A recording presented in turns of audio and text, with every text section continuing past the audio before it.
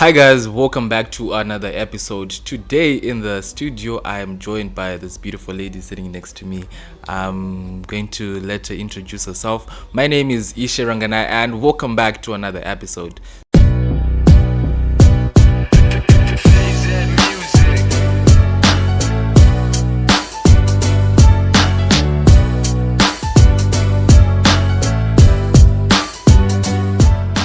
So, ma'am, how are you? I'm good. How are you? I'm very well, thank you. Please introduce yourself. My name is Tinevimbo Matambanadzo, and I am a wellness activist, philanthropist, humanitarian, and I'm human as well. Always love to say that. What does that mean? You're human. It means that when people ask me this question, they want to hear all these great things, but under everything, I'm still human. So I thought I would just give a disclaimer. Yes. Thank you for joining us today.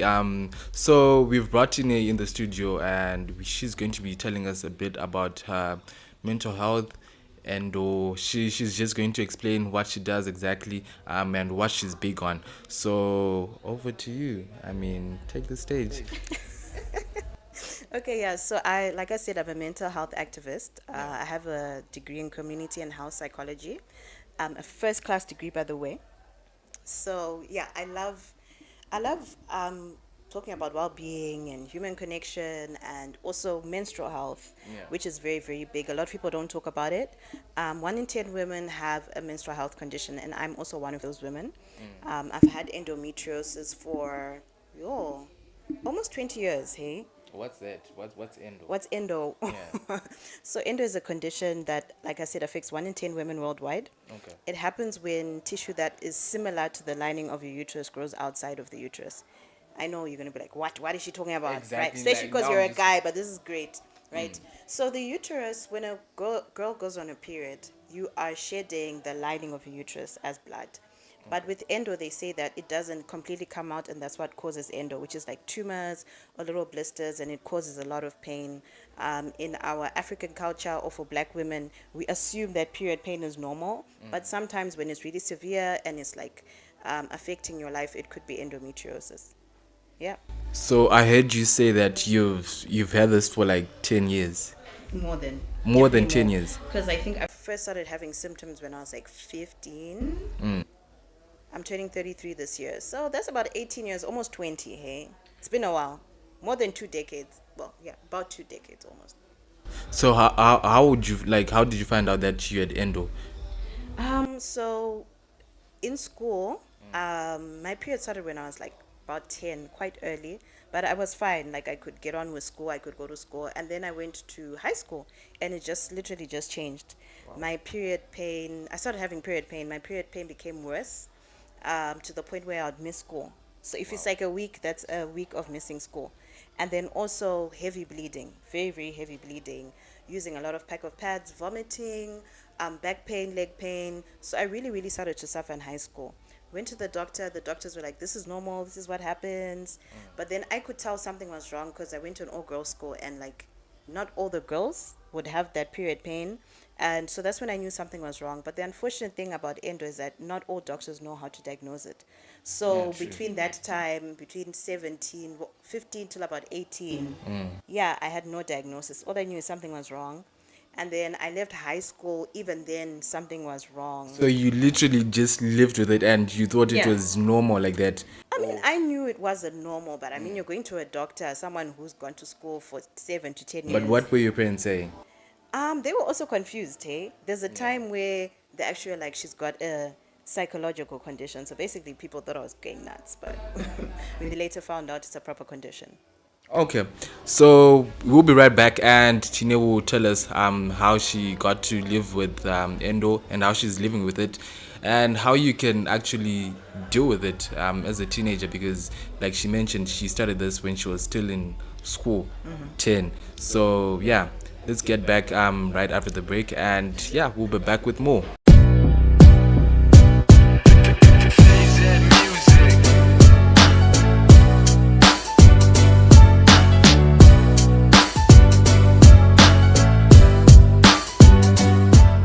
So Tine, you living with endo, or rather, it started affecting you when you were still 10 years old. yeah. So there are other girls out there who probably have endo, and they don't know how to deal with it. How do you go about it? I think we first have to start with knowing the symptoms. So, like I said, the first one is definitely going to be a very aggressive period, right? And with endo, also, it's not a one size fits all. So, you could have pain before your period, during, and even after, right? I personally have pain all the time, every day. It just differs, right? Obviously, when I'm on my period, it gets worse. But like now, that I'm like, I know how to manage it, which is what we're going to talk about. First of all, you need a very good gynecologist. Okay. Girls don't do that. I don't know why. If you're a girl, please get a gynecologist and see a gynae every year, Even if there's nothing wrong, always make sure once a year you're going for checks, but have a good gynecologist who understands you and listens to you if you have endo. The only way to really diagnose it, though, is by getting what's called a laparoscopy, which is like a minor surgery where they put in like small incisions and they put in a camera to see whether you have endo or not and what stage it is. The stage is 1 to 4, right? And then from there, you need to be on some kind of treatment. So hormonal treatment, which is like the pill. For some women, they can have surgeries where they actually remove the endometriosis. For some people, it's painkillers. I manage with painkillers every day. I've even visited a pain specialist. So she's the one who really got me to where I'm now, where I can get on, be here, work, go home, continue to work, and have somewhat of a normal life. It's not normal in that, I've had 4 operations. I'm on medication every day, and there's some days where I'm just like, I can't do it. Listen to your body as well. Your body speaks to you. Even in terms of endo, I think when you start to have symptoms, you ignore it, you think it's normal. It's not normal to be in pain. And I'm going to say that again. Pain is not normal. Society will tell you, oh, ndosha Janeta. Even the old folk will tell you it's normal, that's being a woman.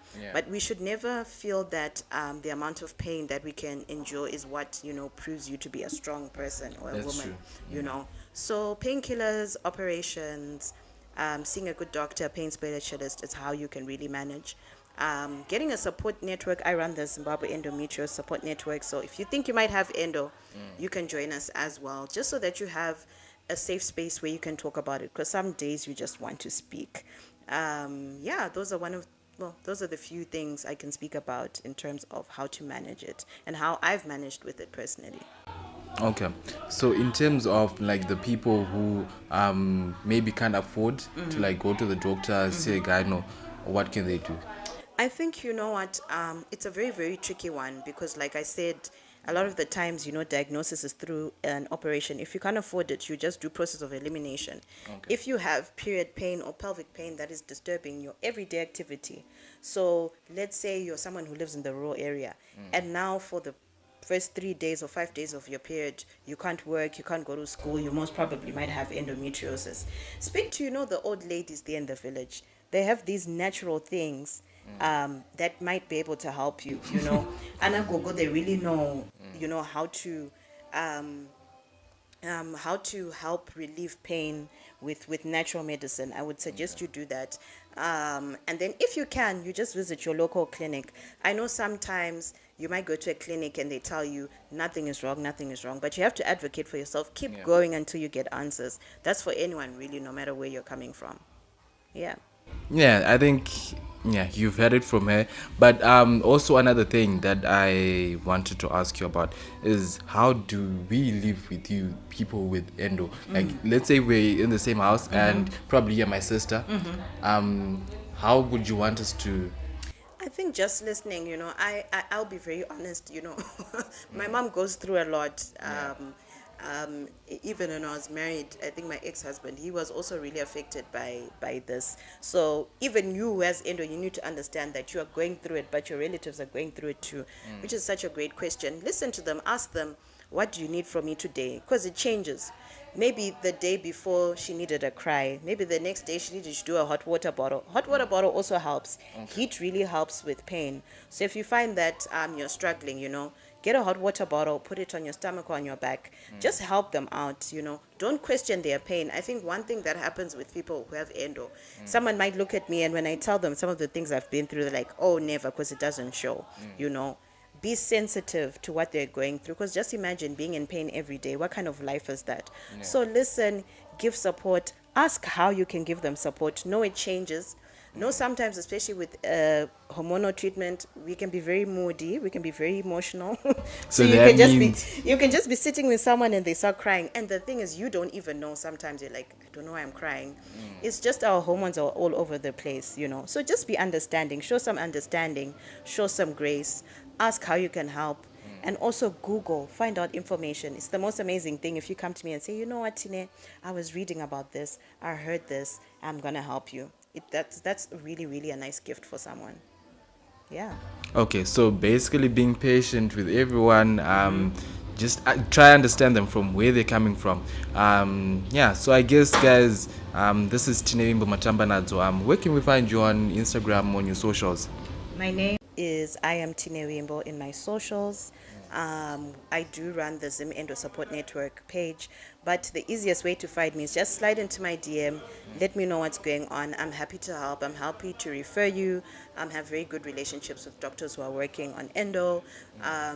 Yeah, sometimes I might take some time to respond to your DM because the girl is. I was about to ask that. Are we just going to slide? You just slide and then we'll see how it goes and then we can take it from there. We do have a support network of over 170 women, so there's a lot of women who are there to support you. You're not So alone. you guys have a WhatsApp group or? We have a WhatsApp group and we do meet from time to time as well.